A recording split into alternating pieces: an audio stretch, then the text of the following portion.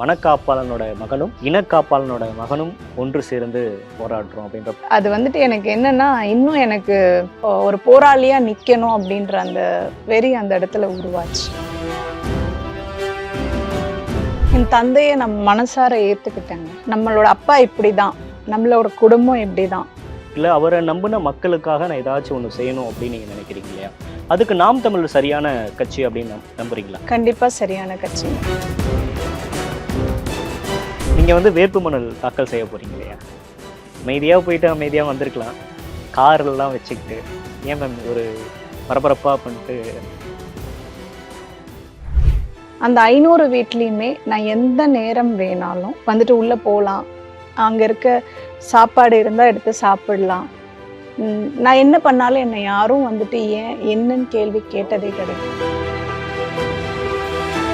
இப்போ இன்னாரோட பொண்ணு அப்படின்னு உங்களை அடையாளப்படுத்துவாங்கல்ல, பழகிற ஃப்ரெண்ட்ஸ்ல இருந்து அது ஏதாச்சும் அதில் தான் கேட்டதெல்லாம் இல்லை. பயந்து ஒதுங்கின குழந்தைங்க உங்களை இருக்காங்க. பார்த்து பயனா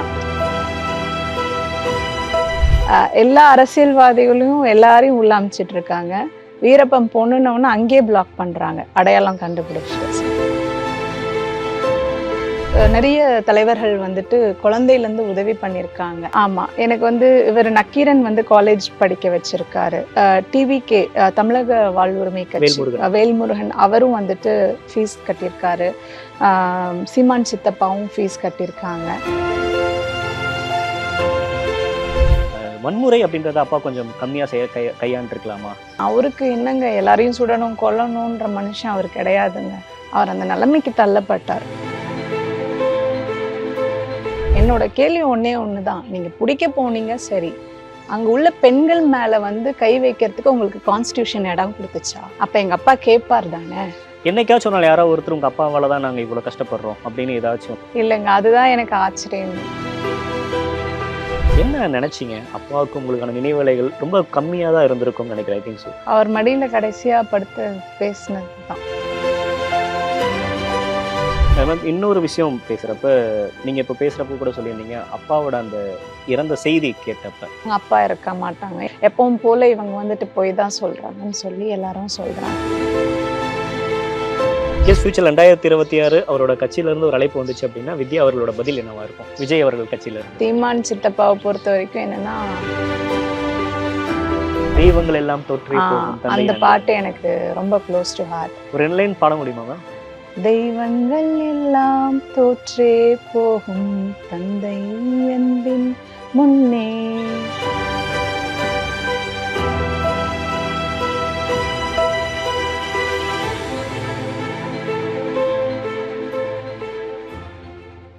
அனைவருக்கும் வணக்கம். இன்றைய சிறப்பு நேர்காணலில் நம்மோடு இணைந்திருக்கிறார் கிருஷ்ணகிரி நாம் தமிழர் கட்சியின் வேட்பாளர் வித்யா வீரப்பன் அவர்கள். வணக்கம். வணக்கம். எப்படி இருக்கீங்க? நல்லா இருக்கேன். எப்படி போயிட்டு இருக்கு பிரச்சாரம் எல்லாம்? ரொம்ப நல்லா போயிட்டு இருக்கு. இப்ப நீங்க போய் மக்களை சந்திக்கிறீங்க இல்லையா? இப்ப மற்ற நாம் தமிழர் கட்சி வேட்பாளர்களை பாக்குறப்ப ஒப்பிடுறப்ப நீங்க உங்களுக்கு வந்து ஒரு ஈஸியான ஒரு மக்களுக்கு பரிச்சயமான ஒரு முகமா இருக்கீங்களா? இது அட்வான்டேஜா டிஸ்அட்வான்டேஜா? இது ஒரு காமனான அட்வான்டேஜ் தான். பட் ஒரு உழைப்புன்னு பார்க்கும்போது மற்ற நாம் தமிழர்கள்ல இருக்க வேட்பாளர்கள் நிறைய உழைப்பு போட்டிருக்காங்க, அதையும் நான் மதிக்கிறேன். இது கண்டிப்பா ஒரு அட்வான்டேஜ் தான். எனக்கு எப்படி அப்பாவுடைய உழைப்பு இன்று நிற்கிறதோ அதே போல அவர்களுக்கும் அவர்களுடைய உழைப்பு ஜெயிச்சு தான் ஆகும் அப்படின்றது என்னோட எண்ணம். இப்போ நம்ம ஒரு அரசியல் கட்சிக்கு வரோம் அப்படின்றது ஒன்று இருக்கு இல்லையா? உங்கள் ஃபேமிலியில் பொறுத்த வரைக்கும் அம்மாவும் ஒரு கட்சியில் இருக்கிறாங்க. இப்போ உங்களுக்கு ஆரம்பத்தில் ஒரு தேசிய கட்சியாக இருக்கக்கூடிய பாஜக மீது நம்பிக்கை இருந்துச்சு. பொன் ராதாகிருஷ்ணன் தலைமையில் நீங்கள் ஜாயின் பண்ணுறீங்கன்னு நினைக்கிறேன். எப்படி அந்த ஒரு நிகழ்வு எப்படி நடந்துச்சு? அந்த ஒரு நிகழ்வு எப்படின்னா, நாங்கள் ஒரு ட்ரஸ்ட் ஆரம்பிக்கிறதா இருந்தோம், மண் காக்கும் வீரத்தமிழர் பேரவைன்னு சொல்லிட்டு. ஸோ அதனால் அம்மாவும் நானும் வந்துட்டு அங்கே போயிருந்தோம். பொன் ராதாகிருஷ்ணனை பார்க்கறதுக்கு போயிருந்தோம். அப்போ அவர் வந்துட்டு அம்மா கையில் இருக்க அந்த ஷால் வாங்கி போட்டுட்டு, நீங்கள் வந்துட்டு இந்த தேச நலனுக்காக வந்து எங்கள் கூட கை கோர்த்து நிற்கணும், ஒரு வீரப்பன் அவருடைய வாரிசாக வந்து நான் வந்து வளர்த்தெடுக்கணும்னு நினைக்கிறேன்னு சொல்லி அன்னைக்கு வந்துட்டு ஃபஸ்ட்டு அழைப்பு விடுத்தாரு. அதுக்கப்புறம் ஒரு 1.5 வருஷம் கழிஞ்சிருச்சு இந்த விஷயம் நடந்து. அதுக்கப்புறம் இங்கே நான் கிருஷ்ணகிரியில் வந்துட்டு ஸ்கூல் ரன் பண்ணிட்டு இருந்தேன். அப்போ என்ன தெரிஞ்ச சில மக்கள் வந்துட்டு புதுசா வந்து பிஎம்கேல இருந்துட்டு பிஜேபியில போய் ஜாயின் பண்றதுக்கு வந்து போயிருக்காங்க அவரை சந்திக்க. பட் நீங்க அப்ப பாமகல இல்ல இருந்தீங்களா? எந்த எந்த கட்சியிலயும் இல்ல. அப்ப அரசியல்லயே இல்ல. அம்மா அம்மா ஒரு அம்மா தமிழக வாழ்வுரிமை கட்சி ஜாயின் பண்ணி கொஞ்ச நாள் தான் ஆகுது. இருந்துச்சு. அப்போ வந்து அவங்க போய் பாக்குறாங்க. போய் பார்த்தப்போ இந்த மாதிரி பொண்ணு இங்க தான் இருக்காங்க அப்படின்னு சொல்லி சொன்னப்ப என்னோட எண் வாங்கிட்டு அவங்க வந்து ஜாயின் பண்ற அதே கூட்டத்துல என்னையும் வந்து ஜாயின் பண்றதுக்கு கேட்டாங்க. அதுக்கப்புறம் நான் அன்னைக்கு எனக்கு சரி நம்ம இது வந்துட்டு ஏன்னா நான் ட்ரஸ்ட் அது இது ஏதாவது பண்ணலாம் அப்படின்னு வந்து ஸ்கூல் விஷயத்துல இருந்தேன். சரி அரசியல் அப்படின்றது நம்மளோட அப்பாவோட ஒரு எண்ணமா இருந்திருக்கலாம். ஏன்னா இன்னைக்குதான் நான் அதை வந்துட்டு உண்மையா பாக்குறேன். இருந்திருக்கலாம். ஏன்னா எனக்கு என்னதான் நான் வந்துட்டு ஒரு பக்கம் என்னோட கெரியர்னு ஃபோக்கஸ் பண்ணாலும் அரசியல் அப்படின்றது எனக்கு உள் மனசுல ஒவ்வொரு நொடியும் ஓடிட்டு இருக்க ஒரு ரத்தத்துல கலந்த ஒரு விஷயமா நேரடியா பாதிக்குது இல்லையா உங்களுக்கு நிறைய விஷயங்கள். ஒவ்வொரு பாதிப்பையும் பார்க்கும்போது நம்ம ஏன் இது கேட்க முடியல, நம்ம ஏன் இந்த மக்களுக்கு நிக்க முடியல, மக்கள் ஏன் இப்படி பாதிக்கப்படுறாங்க, நம்ம கேட்கணும் அப்படின்ற ஒரு அந்த வெறி எண்ணம் இருந்துகிட்டே இருந்ததுனால இது ஒரு வாய்ப்பா நம்ம பயன்படுத்தி வரணும் அப்படின்னு சொல்லி வந்தேன். இப்போ ஃபர்ஸ்ட் போய் பிஜேபியில் ஜாயின் பண்ணிட்டீங்க. பட் பொதுவாகவே வந்து ஒரு அரசியலுக்கு வரப்ப நம்ம வந்து கொஞ்சம் ரியாலிட்டி பேசுவோமே. ஏதாவது ஒரு போஸ்ட் கொடுப்பாங்க, இல்லை ஏதாச்சும் ஒரு தொகுதியில் வந்து போட்டியிட வாய்ப்பு கொடுப்பாங்க அப்படின்றது தான் மேக்ஸிமம் எல்லாத்தோட எண்ணமா இருந்துச்சு. வித்யாவுக்கும் அதே எண்ணம் தானே? போஸ்ட் கொடுப்பாங்க அப்படின்றது இல்லைங்க, கண்டிப்பா ஒரு இம்பார்ட்டன்ஸ் கொடுப்பாங்கன்ற எண்ணம் தான் இருந்துச்சு உங்களுக்கு. அந்த எனக்கு எந்த போஸ்டிங் எப்படி வந்து செயல்படுவாங்க அப்படின்றது அந்த அனுபவம் முன்னாடி இல்லை. கண்டிப்பா நம்மள மக்கள் கிட்ட கொண்டு போய் சேர்ப்பாங்க. நமக்கு ஒரு பவர் கிடைக்கும், மக்களுக்காக நிக்கணும் அப்படின்னு நம்ம நினைக்கிறோம். அதுக்கான பவர் கிடைக்கும் அப்படின்ற எண்ணம் தான். மேம் இப்போ நம்ம கொஞ்சம் பின்னாடி போகலாம் அப்படின்னு நினைக்கிறேன். இப்போ ஒரு நார்மலா ஒரு பொண்ணு வந்து வளர்ந்து ஸ்கூலுக்கு போய் அதுக்கப்புறம் சமூகத்தை புரிஞ்சுக்கிட்டு அதுக்கப்புறம் சமூகம் ஏற்படுத்துகிற தாக்கத்தினால அரசியலுக்கு வருது அப்படின்றது நார்மலாக இயல்பாக நடக்கக்கூடிய விஷயம். பட் உங்களுக்கு அப்படியே டிஃப்ரெண்ட்டாக இருந்திருக்கு. நான் உங்களை பற்றி படிக்கிறப்ப சின்ன வயசுலேருந்தே வந்து நீங்கள் ஒரு இண்டிவிஜுவல் பொண்ணாகவே வளர்ந்துருக்கீங்க. எப்படி இருந்துச்சு அந்த ஒரு ஜேர்னி அப்படின்றது? ஏன்னா இன்னொரு பக்கம் வீரப்பன் அவர்களுடைய மகள் அப்படின்ற ஒரு ஐடென்டிட்டி இருந்தாலும் கூட, பட் உங்களுக்கு அது தனிப்பட்ட முறையில பாக்குறப்ப அது உங்களுக்கு எப்படி இருந்துச்சு? அது அதாவது நான் பிறந்து வளர்ந்த அந்த ஊர் சொல்றேன். ஒரு 500 குடும்பங்கள் அங்க இருப்பாங்க. நான் பிறந்தப்பவே அந்த அளவுக்கு வந்துட்டு அது ஒரு பாப்புலேட்டடான ஏரியா தான். ஒரு காவேரி ஆறு வந்து கடைசி ஸ்டாப் அந்த ஊருக்கு. நெருப்பூர்ன்னு சொல்லிட்டு பெண்ணகரம் சேர்ந்த தர்மபுரி பெண்ணகரம் சேர்ந்த நெருப்பூர் அப்படின்ற ஊர்ல தான் நான் வந்துட்டு வளர்ந்தேன். தர்மபுரியில பிறந்தேன், அங்க பாட்டி வீட்டுல வந்து வளர்ந்தேன். அந்த 500 வீட்லயுமே நான் எந்த நேரம் வேணாலும் வந்துட்டு உள்ள போலாம், அங்க இருக்க சாப்பாடு இருந்தா எடுத்து சாப்பிடலாம். நான் என்ன பண்ணாலும் என்னை யாரும் வந்துட்டு ஏன் என்னன்னு கேள்வி கேட்டதே கண்டிப்பா கேட்டதே கிடையாது. ஒரு பொம்மை இருந்தாலும் நான் விளையாடலாம். பார்க்க போனா அவங்க வீட்டு குழந்தைங்களை விட நிறைய நேரத்துல எனக்கு வந்துட்டு ரொம்ப முக்கியத்துவம் கொடுத்ததை நான் ரொம்ப கவனிச்சேன். அன்னைக்கு சூழ்நிலையில எனக்கு இவங்கதான் அப்பா இவங்கதான் அம்மான்ற எண்ணமே இல்லை. எல்லாரும் அப்பா எல்லாரும் அம்மான்ற மாதிரிதான் எனக்கு அப்படிதான் கூப்பிடுறதும் உண்டு நடந்துக்கிட்டாங்க. ஒன்னும் இல்லை, என்னோட தாத்தா பாட்டி கொஞ்சம் என்னை கண்டிச்சுட்டா கூட ஒரு நாள் ஒரு கிணத்துக்கிட்ட போயிட்டு நான் விளையாண்டுட்டு இருந்தேன். அது வந்துட்டு நினைச்சு பயந்துட்டாங்க. இன்னொரு டைம் நான் அங்க போக கூடாதுன்னு கண்டிச்சிட்டு இருந்தாங்க. அப்ப வந்துட்டு அங்க இருக்கிற எல்லாருமே வந்துட்டு இது வந்து பொதுமக்களோட குழந்தை, எங்களோட குழந்தை, நீங்க வந்து இந்த மாதிரி கண்டிக்க கூடாதுன்னு எல்லாரும் சண்டைக்கு வந்துட்டாங்க என்னோட தாத்தா பாட்டிக்கிட்டே. ஸோ அப்படி வந்துட்டு அந்த ஊரே என்னை தூக்கி வச்சு எல்லாருமே வளர்த்த குழந்தை தான். அங்க இருக்க ஒவ்வொரு தாய்மார்கள் கையிலயும் நான் வளர்ந்துருக்கிறேன். இன்னைக்கும் போனா அது வந்துட்டு என்னோட அவங்க பொண்ணாதான் பார்த்து கண் கலங்குவாங்க. இல்ல இதுல ஒரு பிளஸ்ஸும் இருக்கு, சேம் டைம்ஸ் வந்து இன்னொரு பக்கம் பாக்குறப்ப ஒருத்தரோட அரவணைப்புல மட்டும் இருக்கிறத தாண்டி இப்ப எல்லாரும் இருக்கிறாங்க இல்லையா, எல்லாரும் உங்களை மேல அன்பு செலுத்துறது கண்டிப்பா நல்ல விஷயம் தான். ஆனா இன்னொரு பக்கம் பாக்குறப்ப நீங்க ஒரு ஸ்கூல்ல இருந்து அடுத்த கட்டத்துக்கு காலேஜ் போறப்ப இப்ப இன்னாரோட பொண்ணு அப்படின்னு உங்களை அடையாளப்படுத்துவாங்கல்ல. ஆமா, அப்ப பழகிற ஃப்ரெண்ட்ஸ்ல இருந்து அது ஏதாச்சும் அதுல ஏதாவது சாதகம் பாதகம்? அது என்னமோ வந்துட்டு மேபி அவரோட ஸ்ட்ராங்கான பிளட்ன்றதுனால என்னை பெருசா பாதிக்கல. இருந்திருக்கலாம், அப்பப்போ வந்து ஏன் இப்படின்னு யோசிச்சிருக்கலாம். அப்படி கேட்டதுண்டா கூட இருக்க ஃப்ரெண்ட்ஸுங்க கூட? கேட்டதெல்லாம் இல்லை.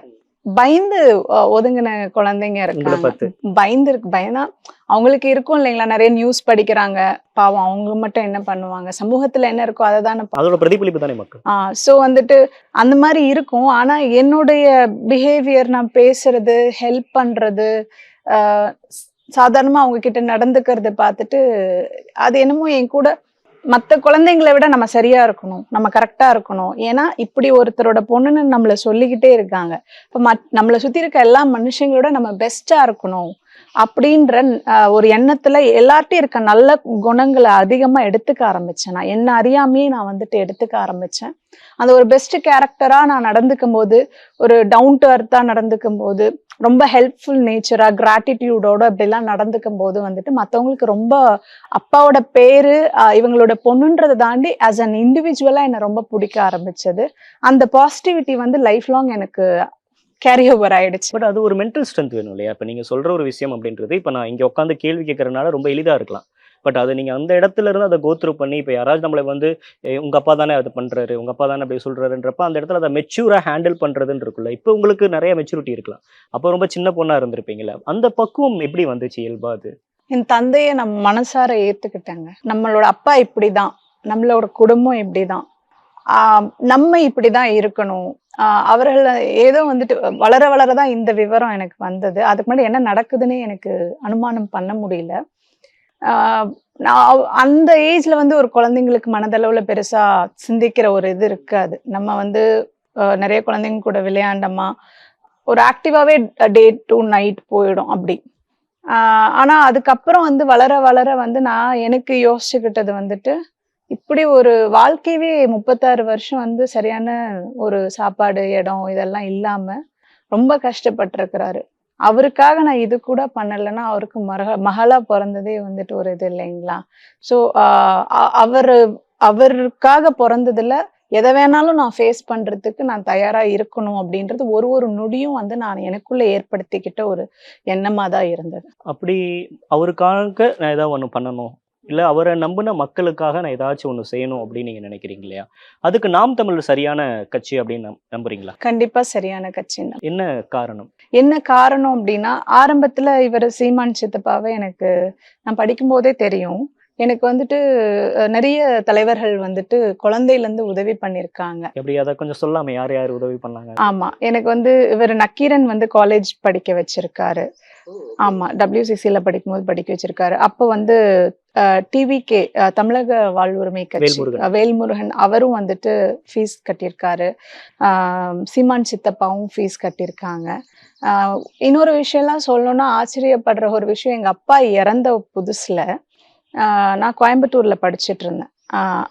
அந்த ஸ்கூலோட அட்ரஸ், அதாவது எல்லாமே இங்க முடிச்சுட்டு அங்க வீட்டுக்கு ஹாஸ்டலுக்கு போனதுக்கு அப்புறம் அந்த ஸ்கூலோட அட்ரஸை கண்டுபிடிச்சு, அதாவது ஃப்ரம் அட்ரஸே இல்லைங்க, ஃப்ரம்மே கிடையாது, ஒரு மணி ஆர்டர் வந்து எனக்கு வருது. அவர் அந்த தந்தை வந்து குறிப்பிட்டிருக்கிறார், நான் வந்து தினமும் அன்னாடும் ஒரு கூலிக்கு போற மனுஷன்தான். அப்போ வந்து தீபாவளி டைம், அது எங்க அப்பாவோட இது முடிஞ்சோடனே தீபாவளி டைம். நீங்க என்னோட தலைவனோட மகள், நீங்க வந்து சோர்ந்து போயிடக்கூடாது. என்னோட மகள் ஒரு தீபாவளி கொண்டாடுறதை விட இவங்களோட பொண்ணு வந்து சந்தோஷமா இருக்கிறது நல்லது, எனக்கு ஒரு சந்தோஷத்தை கொடுக்குது, நிம்மதியை கொடுக்குது. என்னோட பேர் உங்களுக்கு தெரிய வேணாம், ஊர் உங்களுக்கு தெரிய வேணாம்னு சொல்லிட்டு எனக்கு எழுதி வந்துட்டு அனுப்பிச்சிருந்தாங்க. அது ஒரு பயங்கரமான கிராட்டிட்யூடா இருந்தது. கண்டிப்பா கண்டிப்பா கண்டிப்பா. ஸோ மக்கள் இந்த மாதிரி அன்பை காமிக்கும் போது நான் எப்படிங்க அந்த மாதிரி திரும்ப காமிக்காம நான் எப்படி இருக்க முடியும்? அது ஒரு மாதிரி ஓவர்வெல்மிங்கா இல்லையா? ஐ மீன், யார் யாரும் வந்து நம்ம மேல அன்பு செலுத்துறாங்க.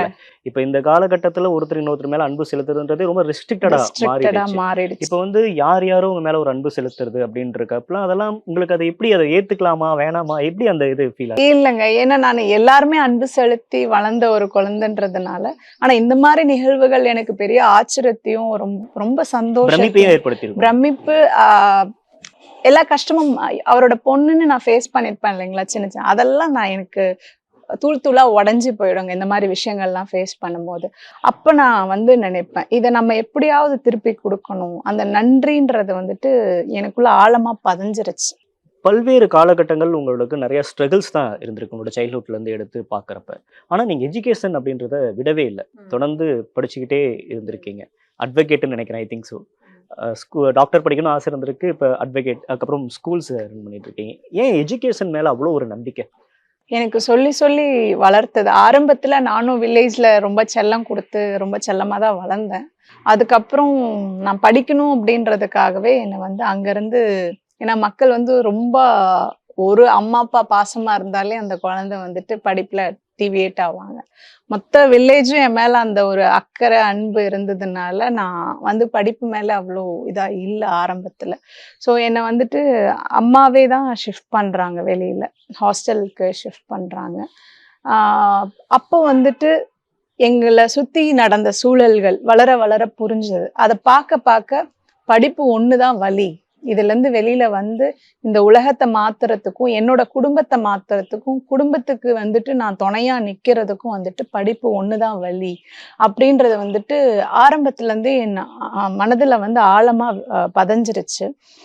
அதுக்கப்புறம் பார்த்தீங்க அப்படின்னா, ஒரு ஸ்கூல் ஆரம்பிக்கணும், ஒரு குழந்தைங்களுக்கு வந்து நம்ம வந்துட்டு கூட நிக்கணுன்றது வந்துட்டு, ஆ ஸ்கூல் ஒவ்வொரு கட்டத்திலயும் எப்படி குழந்தையில வந்துட்டு ஒரு வில்லேஜே என்ன வளர்த்தாங்களோ, அதுக்கப்புறம் அ கொஞ்சம் வளரக்கூடிய ஸ்டேஜ்லலாம் ஸ்கூல் தான் என்ன வளர்த்தாங்க. டீச்சர்ஸும், பிரின்சிபலும் தான் என்ன வளர்த்தாங்க. ஸோ அந்த அந்த ஒரு நிகழ்வுகள என்னால மறக்க முடியல.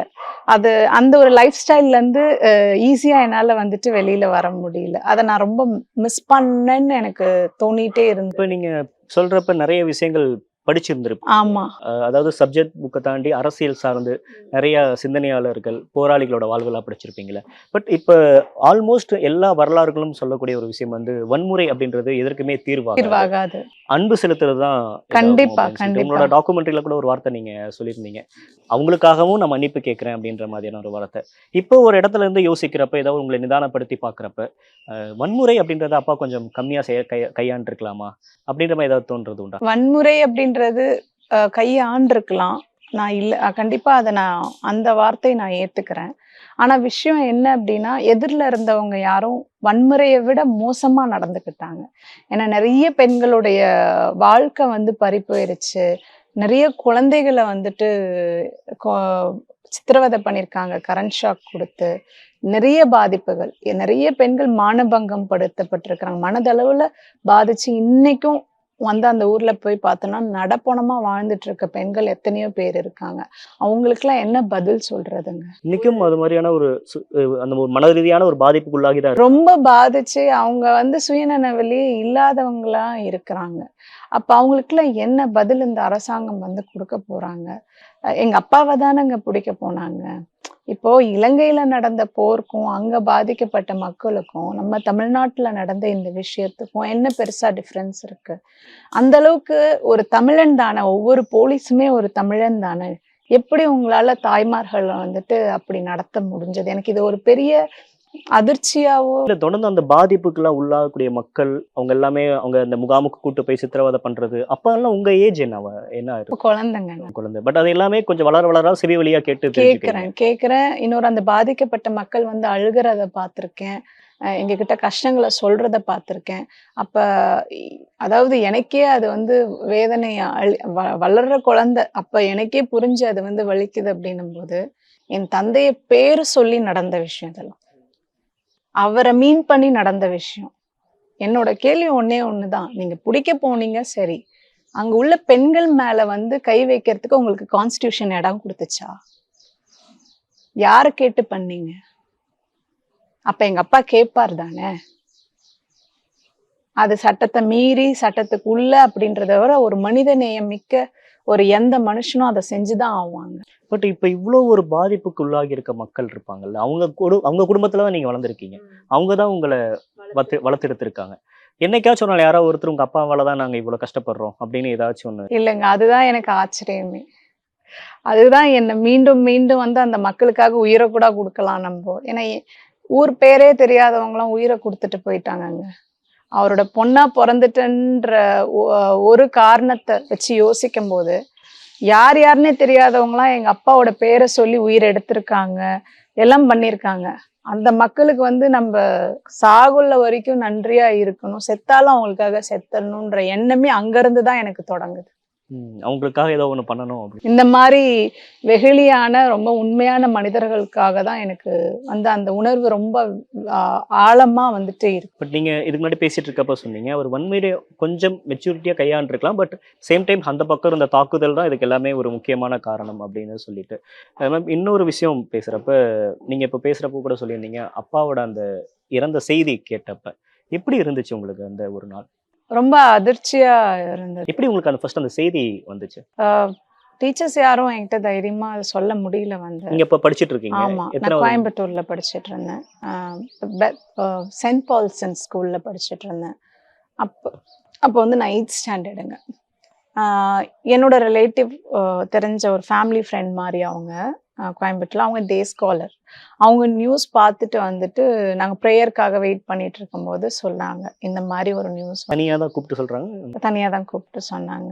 ஸோ எனக்கு அதிர்ச்சி தான் அது. அந்த நிமிஷத்தில் அது எப்படி ஏற்றுக்கணும், என்ன பண்ணணும்னே ஒன்றும் புரியல. எனக்கு உடனே எங்கள் அம்மா ஞாபகம் தான். அவங்க என்ன பண்ணிட்டு இருக்காங்க, யார்கிட்ட இருக்காங்க, அந்த மாதிரி ஒரு வேதனை தான் அதிகமாயிடுச்சு. அது நைட்டு வரைக்கும் வந்துட்டு என் கூட படிக்கிற குழந்தைங்களாம் என்னன்றாங்க, அப்பா இருக்க மாட்டாங்க. ஏன்னா அவங்களோட ஃபோட்டோ ஃபேஸ் எல்லாம் பார்த்துட்டு அவர் இல்லைன்னு தான் இவங்க தைரியம் கொடுக்குறாங்க. எல்லாரும் சொல்றாங்க, இல்லை அவர் இல்லை, எப்பவும் போல இவங்க வந்துட்டு போய் தான் சொல்றாங்கன்னு சொல்லி எல்லாரும் சொல்றாங்க. ஏன்னா தொடர்ந்து அதுக்கு முன்னாடி அது மாதிரியே நிறைய செய்திகள் நடந்தது. ம். அது வரைக்கும் நான் நைட் ஒரு 11, 12 வரைக்கும் நான் இது வரைக்கும் வந்து யாரும் கூட்டிட்டு போகல. அப்ப அது உண்மை இல்லைன்னு தான் நம்பிட்டு இருந்தேன். ஆனா வந்து அதுக்கப்புறம் கூப்பிடும்போது தான் எனக்கு. யார் மேம் வந்து உங்களை ரிசீவ் பண்ண கூட்டு வந்தது? அவரு முருகன் சொல்லிட்டு ஒரு டிஸ்டன்ட், அப்பா சைடு டிஸ்டன்ட், கொஞ்சம் ரிலேட்டிவ். எல்லாருமே அங்க ரொம்ப வந்து ஆக்கியபைட் ஆயிட்டதுனால அவரை அட்ரஸ் சொல்லி அனுப்பி கூப்பிட்டுட்டு போனாங்க. இப்போ அந்த செய்தி கேட்டு டிராவலிங் டைம் இருக்கு இல்லையா, கோயம்புத்தூர்ல இருந்து தருமபுரி வரைக்கும் அந்த டிராவலிங் டைம்ல என்ன நினைச்சீங்க? அப்பாவுக்கு உங்களுக்கான நினைவலைகள் ரொம்ப கம்மியா தான் இருந்திருக்கும்னு நினைக்கிறேன். I think so. என்ன உங்களுக்கு என்னென்ன நினைச்சுக்கிட்டது உண்டு அந்த சமயத்துல? அவர் மடியில கடைசியா படுத்து பேசினது தான். அவர் என்ன விடுறதுக்கு கூட அவருக்கு மனசு இல்லை. கடைசியா நான் என்னை அனுப்பும்போது அழுக ஆரம்பிச்சிட்டாரு ரொம்ப. அதெல்லாம் வந்துட்டு உண்மையிலே இதெல்லாம் திரும்ப நம்ம லைஃப்ல கிடைக்குமா, நமக்கு யார் இருக்க போறாங்க, யார் இதுக்கு மேல நமக்கு, நம்மளோட அம்மாக்கு, தங்கச்சிக்கலாம் யாரு அப்படின்ற ஒரு பயம். இப்படி வந்துட்டு அப்பா விஷயத்துல ஏமாந்துட்டோமே, அவர் கூட கடைசி வரைக்கும் இருக்க முடியலையே அப்படின்ற ஒரு பெரிய ஏமாற்றம், வேதனை. என்னதான் வெளி உலகத்துல வந்து ஒரு வீரர் அப்படின்னு பேசினாலும், ஒரு யானைக்கே வந்தாலும் பயப்பட மாட்டாருன்றப்ப நீங்க பேசுறப்ப உங்க குரல் தழுதழுத்ததை பார்க்க முடிஞ்சுச்சு. கடைசியா வந்து அவருக்கு என்னை விடவே மனசு இல்லை, கடைசியில எல்லாத்தையும் விட்டுட்டு நான் வந்துடலான் இருக்கேன்னு கூட அவரோட குரல்கள்லாம் கேட்க முடிஞ்சுச்சு.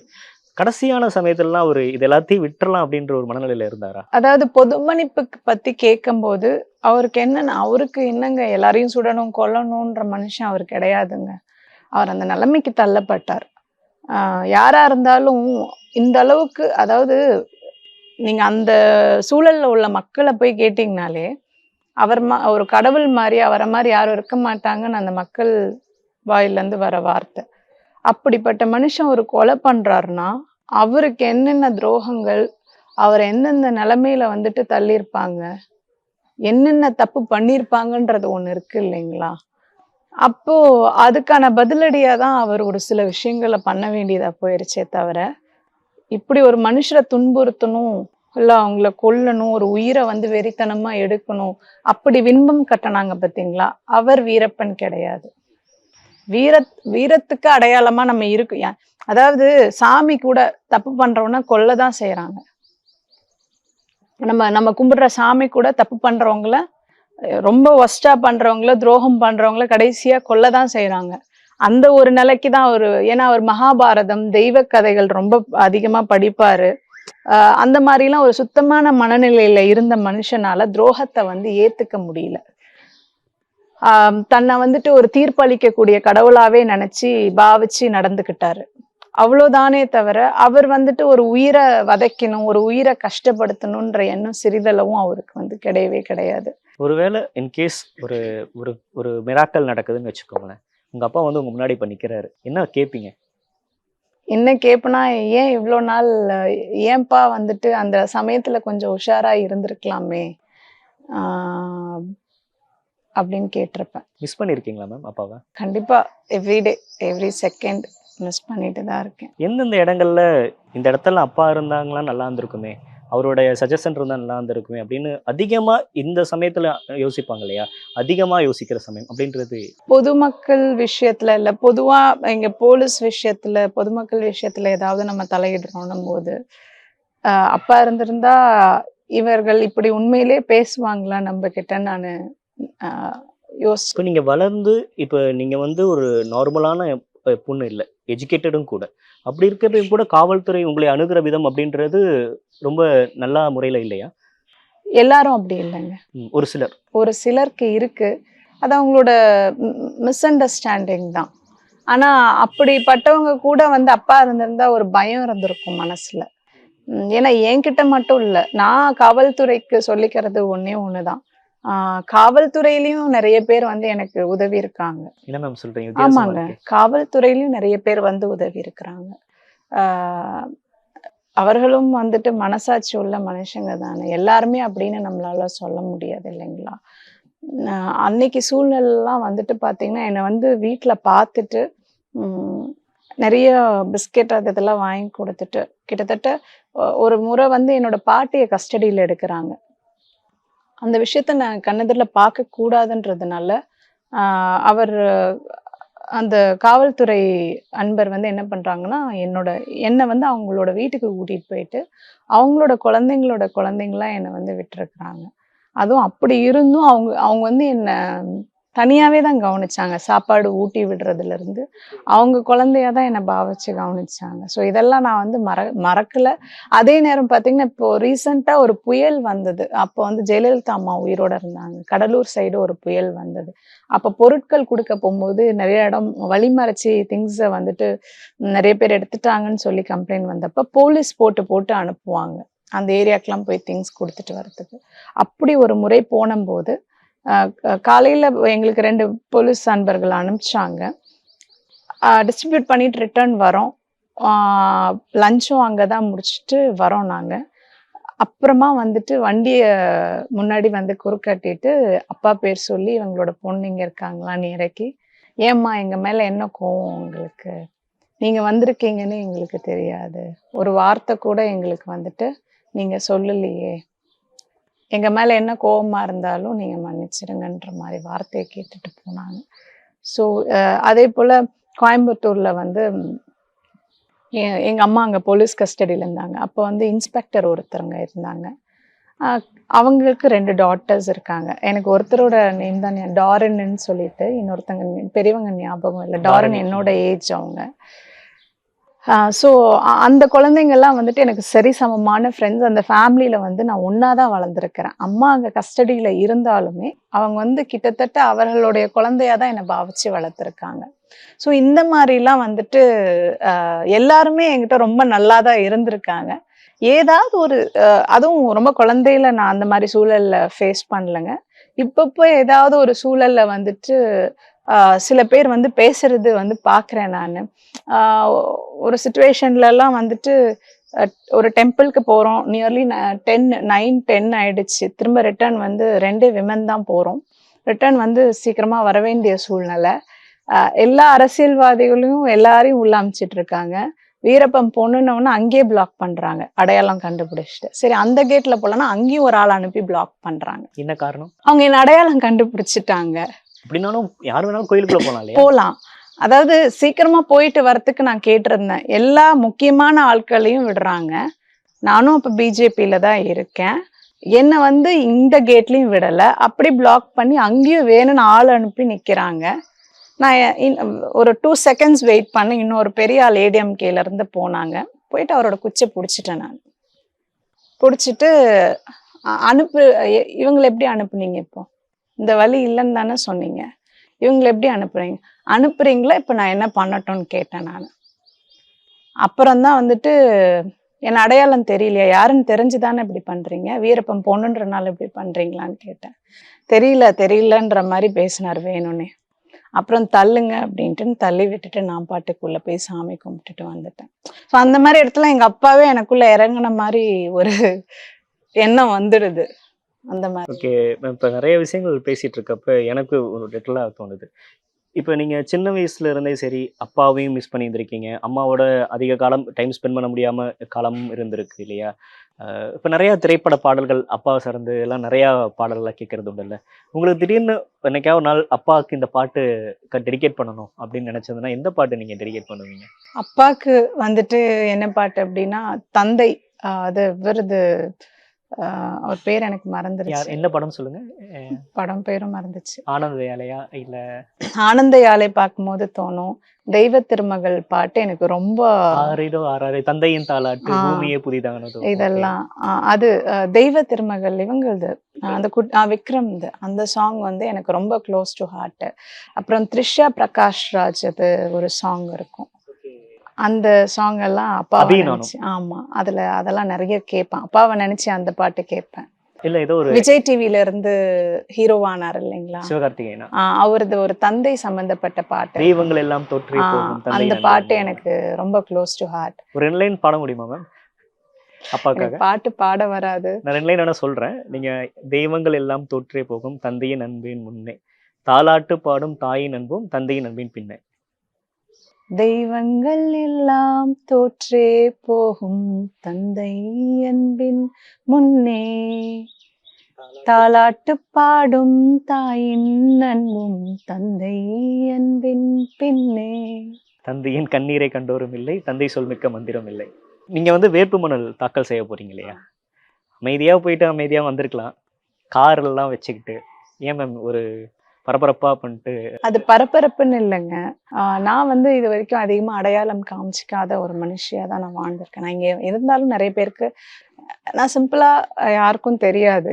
எனக்கு ஒரு சில இடத்துல இவரோட பொண்ணுன்னு தெரிஞ்சு பப்ளிக் எனக்கு இம்பார்ட்டன்ஸ் கொடுப்பாங்கன்னு தெரியும். பட் அதை விரும்ப மாட்டீங்க. விரும்ப மாட்டேன். எனக்கு அந்த ரூல்ஸ் மதிக்கிறது ரொம்ப பிடிக்கும்.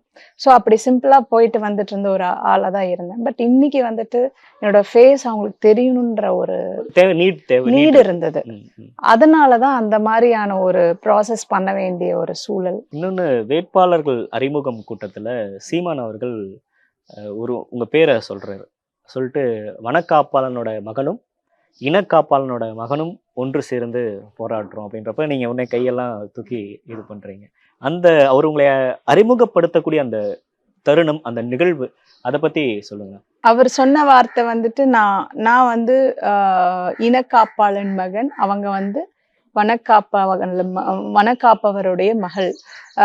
இன்னைக்கு வந்து நாட்டை காப்பாத்த திரும்ப நம்ம இனத்தை காப்பாத்த வந்திருக்காங்கன்னு சொல்லிதான் வித்யா வீரப்பன்னு சொல்லி வீரப்பனார் அவருடைய பொண்ணுன்னு சொல்லி அறிமுகப்படுத்த நல்ல வரவேற்பு இருந்துச்சு இல்லையா? நல்ல வரவேற்பு இருந்தது. அது வந்துட்டு எனக்கு என்னன்னா, இன்னும் எனக்கு இந்த மக்களுக்காக நம்ம ரொம்ப ஒரு போராளியா நிக்கணும் அப்படின்ற அந்த வெறி அந்த இடத்துல உருவாச்சு. இப்ப நீங்க நிறைய இடங்கள்ல பிரச்சாரத்துக்கு போறீங்க. இப்ப நேத்து கூட நீங்க போயிருந்தப்போ பாக்குறப்ப என்ன பிரச்சனை அட்ரஸ் பண்றீங்க கிருஷ்ணகிரியை பொறுத்த வரைக்கும்? கிருஷ்ணகிரியை பொறுத்த வரைக்கும் என்னன்னா, இது வந்து ஒரு ஃபார்மிங் சம்பந்தப்பட்ட ஏரியா. ஒரு நல்ல விவசாயம் செய்யக்கூடிய பூமி. பார்த்தீங்கன்னா, நிறைய காய்கறி தேவைகளை இந்த நாடாளுமன்றத்தில் இருக்கிற சூளகிரி, ஒசூர் சைடு இருந்து தான் வந்துட்டு பூர்த்தி பண்றாங்க. மற்ற ஸ்டேட்ஸ்க்கும் சரி, தமிழ்நாட்டுக்கும் சரி.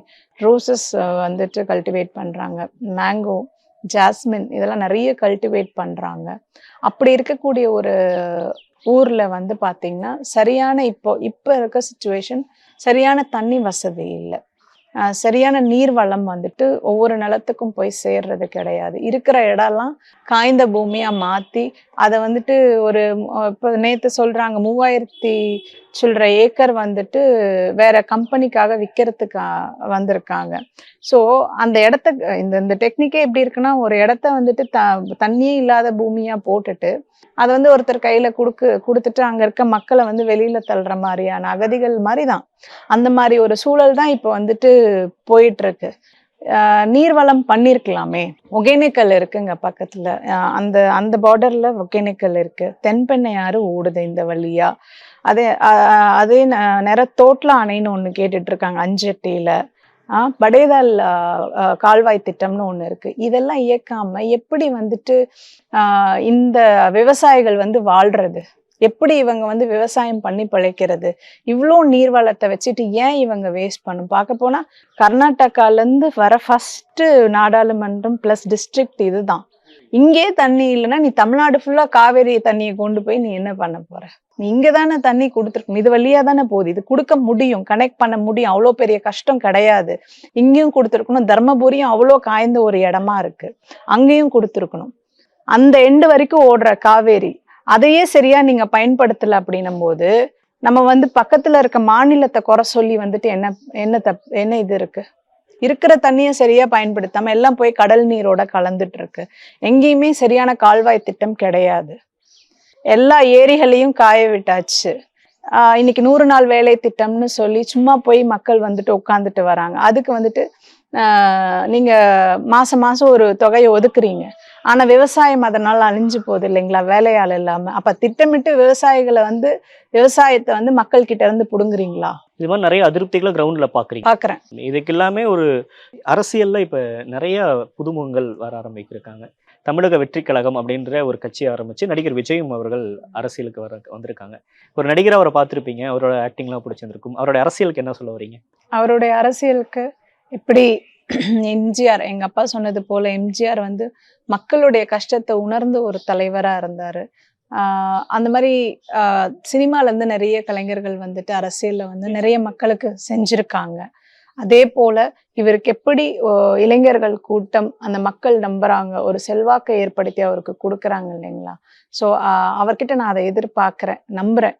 கண்டிப்பா அவரும் வந்தாருன்னா அந்த இளைஞர்களோட வாழ்க்கையை வந்து செம்மையாக நிறைய திட்டங்களை அவர் கையில வச்சிருப்பாருன்றது வந்து நான் நம்புறேன். அப்பா வந்து அரசியலுக்கு வரணும்னு ஆசைப்பட்டாரு. இப்ப நீங்க அத கனவா வந்து அரசியலுக்குள்ள வந்துட்டீங்க. ஆமா. அவருக்கு நடிக்கணும்னு ஆசை இருந்துச்சு. நடிப்பு வாய்ப்புகளா தேடி வந்திருக்கா இதுக்கு முன்னாடி? இல்ல இதுக்கப்புறம் ஏதாச்சும் வாய்ப்பு? இல்ல, தேடி வந்திருக்கு. நடிப்பு வாய்ப்புகள் வந்திருக்கு. ஆனா நான் வந்து பெரிய எக்ஸ்க்ளூசிவா சொல்றீங்க. ஏன்னா எப்படி வந்துச்சு அந்த வாய்ப்பு? இல்ல, சில மூவிஸ்ல வந்து போலீஸா நடிக்கிறதுக்கு இல்ல அப்பா பேஸ் பண்ணியே ஏதாவது ஸ்டோரி தழுவி எடுக்கலாம், அதுல நடிங்கன்னு சொல்லிலாம் வந்து டைரக்டர்ஸ் பேசியிருக்காங்க. பட் எனக்கு வந்து அதுல ஏதாவது ஒரு ரெஸ்பெக்டடான ரோல்னா நம்ம பண்ணலாம். ஒரு 2-3 ரோல் பண்ணலாம். பட் ஒரு ஃபுல் மூவியா எனக்கு அந்த ட்ராக் வந்துட்டு எனக்கு நல்ல கதையோட இருந்தா வித்யாவை அப்ரோச் பண்ணலாம். நல்ல ரெஸ்பெக்டடான சமூகத்துக்கு தேவையான ஒரு கதையா இருந்தா அப்ரோச் பண்ணலாம். இன்கேஸ் ஃபியூச்சர் 2026 அவரோட கட்சியில இருந்து ஒரு அழைப்பு வந்துச்சு அப்படின்னா வித்யா அவர்களோட பதில் என்னவா இருக்கும்? யாரோட கட்சி? விஜய் அவர்கள் கட்சியில இருந்து. இல்ல, ஆக்சுவலா என்னன்னா, இவர் சீமான் சித்தப்பாவை பொறுத்த வரைக்கும் என்னன்னா, எனக்கு அங்கீகாரம் கொடுக்கணும்னு நிறைய பேர் இருந்திருக்கலாம். அதெல்லாம் தாண்டி எங்கேயுமே சரியான ஒரு வழி நடத்தல் கிடைக்காம தான் இவர் இன்னைக்கு என்னை கை கொடுத்துருக்கிறாரு. ஸோ இதை கடைசி வரைக்கும் மறக்காம அவர் கூட துணையா நிற்கணுன்ற எண்ணத்தோட தான் நான் இங்க வந்தேன். ஸோ அதுதான் கடைசி வரைக்கும் தொடரும். மேபி நாளைக்கு வந்துட்டு கூட்டணி வந்தா சேர்ந்து கண்டிப்பா வேலை. விஜய் அவர்களோட கூட்டணி வச்சா ஹாப்பி. கண்டிப்பா. அவர் நல்ல கொள்கைகளோட எங்களை மாதிரியே இருந்தாருன்னா கூட்டணி வச்சா கண்டிப்பா ஹாப்பியா வேலை செய்யும். வீரப்பன் அவர்களுடைய மகள் வித்யா BABL வழக்கறிஞர், சமூக செயற்பாட்டாளர் வித்யா. ரெண்டுல எது உங்களுக்கு கம்ஃபர்டபுள்? எது சொல்றப்ப ப்ரௌடா நினைப்பேன்? வீரப்பன் மகள் வித்யா. நன்றி, வணக்கம். நன்றி.